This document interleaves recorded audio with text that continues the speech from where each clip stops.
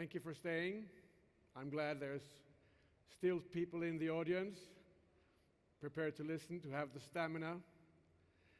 I'm going to talk about, follow on from Ms. Loretta's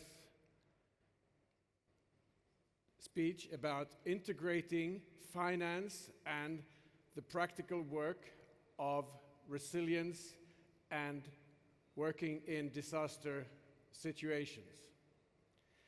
It may seem a bit of a stretch. What does finance has to do with the practical work that many of you are doing? And it's not dissimilar from what an athlete, let's say a football player, will feel when asked to do physical training, weight training or cardio. It seems rather boring to somebody who is extremely talented football player to spend time doing cardio and weight training. But the reality is, for any athlete, that the safest way to win a game, to get a gold medal as an athlete, is to have the strength and stamina to avoid injuries. To avoid injuries is the best way to win a gold medal in the Olympics. Because all these athletes who are competing at the top of the world of athletics, football or Olympics, they are almost as good, they're at the same level. What creates the difference is the ones that can avoid injuries. Avoiding injuries is the most important thing for any athlete. And to do that, the trainer is very sorry to say, which I am your trainer if you like, you have to do weight training, you have to do cardio, because that is going to make the difference at the end of the day. Anybody who is former military or in the military will know this inside out. So what does that have to do with finance? Finance is your weight training, it's your cardio training for a society. Because if we don't have the money, if we don't have the financial strength, we can't build this. We can't build this resilience against an injury, which is in your case a disaster, a hazard, etc. And I have two good examples for you. One is Singapore and the other one is New Zealand that will explain this in detail. But if you have in mind that this is just managing a society, is just like managing a football team or your military squadron or your police unit, etc. It's about this, it's the same attitude that has to happen. It's not enough to be a good football player to succeed. It's not enough to be the fastest 100-meter runner.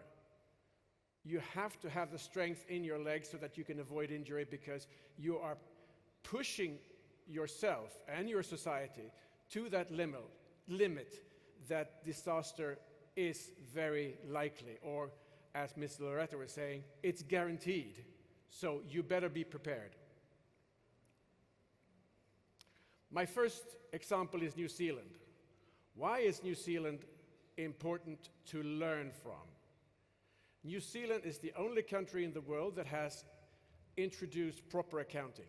That means, for your perspective, they know exactly where every house is, how much it's worth, and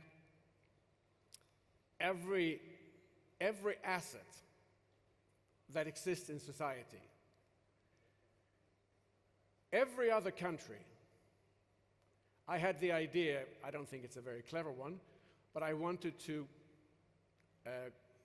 shut down the light here in this room to give you an example, to show you, to demonstrate to you hands-on what it's like to live to run the finances in a country that is not New Zealand, it will be pitch dark. That's the way it is to run the finances for any country in the world that is not New Zealand, that doesn't have proper accounting. They don't know where their assets are, they don't know where the real estate are, they don't know how much their companies are worth, what they're doing, etc., etc. And this, for everybody who works with practical disaster management, this is very important to prevent, for prevention when disaster strikes, to manage the disaster, and also the recovery. The way we're measuring finances today is like going to the gym. For those of you who go to the gym, you will see especially guys standing there with huge biceps. They think they are very strong, but if they were doing the stuff that you are doing, you need more than biceps. You need strength in your whole body. So today, in finance, we're only measuring debt and deficit on the budget, which is as meaningless as measuring the size of your biceps. Everybody in the military knows that you cannot judge a good soldier by the size of his biceps. It's completely useless. It's very different. You have to look at the whole body. You have to look at the whole balance sheet to understand how finances are.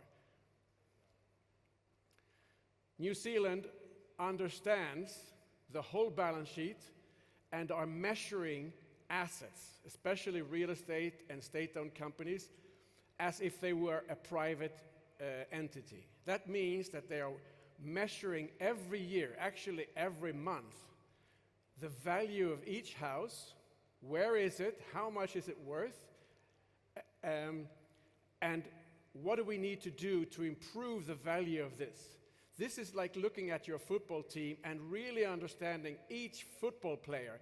How are they doing? Yes, they're very good at dribbling with the ball, but do they have the strength? Do they have the strength in their knees? Because we know football players will injure their knees.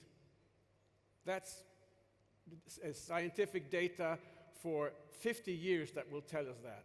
And you will know where the injuries are going to be in your society, which is the other issue that I think Ms. Loretta is doing very well in her, that we need to talk, finance need to talk with the practical people on the ground, because they know where the injuries, where the disasters are going to happen, and when we build houses, when we build societies, we need to talk to each other so that we know where this is going to happen, and that we can prevent them. New Zealand understands this. They are as disaster prone as the worst countries in the world, like Bangladesh, etc. However, their finances are so strong because they measure the right things on their balance sheet and the public finances that they are able to bounce back better than any country in the world. And they have done so repeatedly the last 30 years. 2 earthquakes, the great financial crash, COVID, they show it again and again. And understanding your muscles, your body, your cardio is essential, because most countries in the world don't even realize that they have big assets. Gulf countries do, because they are terribly dependent on resources, natural resources. However, you could say that that is a strength, but we all know who work in the Gulf region, it is also a weakness, because you're terribly dependent on one source. And your ambition is to diversify away from that dependence. Other people are trying to generate non-tax revenues from these assets, because every country in the world has assets that are worth, at least commercial assets, that you can earn a revenue from, at least 3 times GDP. Cities all over the world are sitting on public assets in real estate that are worth at least 1 times GDP. In the Gulf, it's worth many times more, because in most economies, it's half the market is publicly owned, but in most Gulf countries, it's even larger. So this needs to be understood in order to make use of it. Otherwise, we will do, as most governments do, we use buildings that are the best buildings at the highest and the most valuable places for the wrong purpose, like having a school in Copacabana, which is the most luxurious place in all of South America, and using that for a school. It would be better. All the other buildings are five-star hotels. It would be much better to use it as a hotel, make money out of that, and we can build 10 schools. That's how you use your resources in a much better way. But many cities around the world have, because they don't, the public sector, we're talking about the public sector, they don't understand what their assets are or how much they're worth. So that's why you see a lot of parking lots, especially in a place like the US, because there's no understanding of the value and the use of their assets. And this is not a small thing, it's 3 times GDP. So it's a lot of money. And that's why you need to have, like New Zealand has done, to have institutionalized a much more professional accounting and public financial management system. Now, the other example is to show what do you do with this? Once you understand, how do you make money, non-tax revenues from these assets? Singapore is the best example. When they were made independent in the 60s, they actually belonged to Malaysia, but Malaysia didn't want them, so they kicked them out in the middle of the 60s. So this small island that many people think, when you say New Zealand, you think of it as, you know, a rich place, we have nothing to learn from them. Think again. Singapore didn't have even the electricity to generate to survive. They couldn't grow their own food. They had nothing. The Prime Minister, after the separation from Malaysia, woke up the next morning, stood in the parliament, and said, "This is madness. For Singapore to be independent is madness, but we have to make it work." And they did. Malaysia is one of the richest countries in the world. They have natural resources like few others, everything in agricultural and oil, all the minerals you can dream of. So Singapore and Malaysia then were both 2 poor countries. Today, Malaysia has developed for their natural resources. Singapore has only used their wit, intelligence, and strength. I mean, real, I would call it paranoia, because they know they have nothing to rely on. They have to only rely on their own wit. Today, Singapore is 7 times richer than Malaysia without having any resources, just the ground that they stood on. And they have created they have taken their country in 1 generation from a developing country to a developed economy. Today, they have generated a sovereign wealth which is 4 times GDP. It is the largest sovereign wealth in the world, even larger than the Norwegian Wealth Fund, which is based on oil, while Singapore is only based on their own wit and ambition.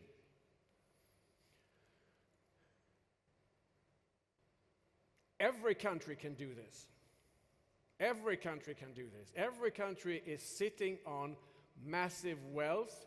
If they do like New Zealand, they actually try to find out what it is, what it's used for, what it can be used, what is the better use of that asset, what is it worth today, what is the potential value of it if we manage it better.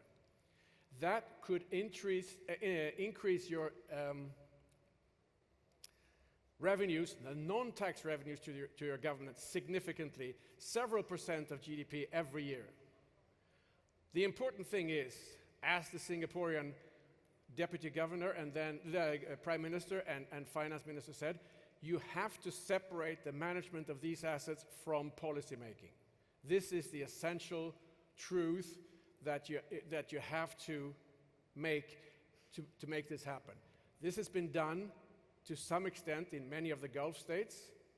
It can be done in the rest of the region. It can be done in the rest of the world, into what you can call into public wealth funds, not sovereign wealth funds. Sovereign wealth funds are the stuff that the holding companies where you manage the surplus you get from selling your oil, gas, etc. Public wealth funds is for the people in Abu Dhabi. It's more like ADQ rather than ADIA. But the best examples are actually in Singapore, it's GIC and Temasek. So GIC is managing the liquidity, and these are two different kind of people managing this. Very, very different. If you're going to manage liquidity, you're working from a computer screen. You can buy and sell the stuff that you like or you don't like, and then you just sell it. When you're working in a public wealth fund, you're working with basically with a car or a taxi. You have to go to the industries that you have in your country, whatever they are. You have to look at them, understand them, talk to them. If you don't like what they're doing, you can't just sell. You have to improve it. You're stuck with this because your country's wealth depends on it. And yes, for those of you who are from Abu Dhabi, this is very familiar for you because it's the operational assets, utilities, it could be banks, it could be manufacturing companies, etc. It could be downstream operations as well. And the real estate is obvious. And there's lots of good examples around this world where this has been done at a local level and at a national level. So it has been done, it's done every day, and more importantly, it's done in the private sector every day. So this is not rocket science. The important thing is to make the separation between the public policy making and commercial management. You have to institutionalize this management in separate companies. That's the whole idea. And there are lots of examples of this. For those of you who are outside of Abu Dhabi, it might be interesting to see that there are examples where this has been done. So when you generate non-tax revenues, that means that it means two practical things for you. One, that you generate non-tax revenues which can then fund the resilience, the prevention, when you build to prevent disasters, which will happen, just like an athlete, you will get an injury. The question is, how bad is it going to be? Can you train so much that it's, one, hopefully will not happen, that's the best. Second, that it's so minimal as possible. And three, if it happens, that you have the strength, it's easier to build back something that you've already built once. Much easier. Same with the fiscal strength, same in a society. If you have buildings and they've all been destroyed in an earthquake, it's much easier to build back than to start from zero. And this is the Swedish example, which I led many years ago. And when Sweden was going in trouble, I turned around the Swedish portfolio. And then you have examples from Hong Kong, which has built the whole subway system without using one tax dollar. They only developed the real estate above the stations that paid for the whole thing, and they are profitable, and they're making profit every day. Compare that to many of the subway systems around the world that are loss-making and need subsidies. If you do this right, you don't have to use subsidies. And we have done something similar in Sweden, and the London Olympics did that with the railway stations. They managed to use the real estate around the railway stations to pay for the London Olympics. In Copenhagen, they turned around a military garrison, and the harbor that was no longer useful, it was in the middle of the city, they turned that around into a residential and commercial area, quite a huge one, and that paid for the extension of the railways and the subways. Hamburg did something similar, and we've done something similar with our state pension fund and other examples. Thank you very much.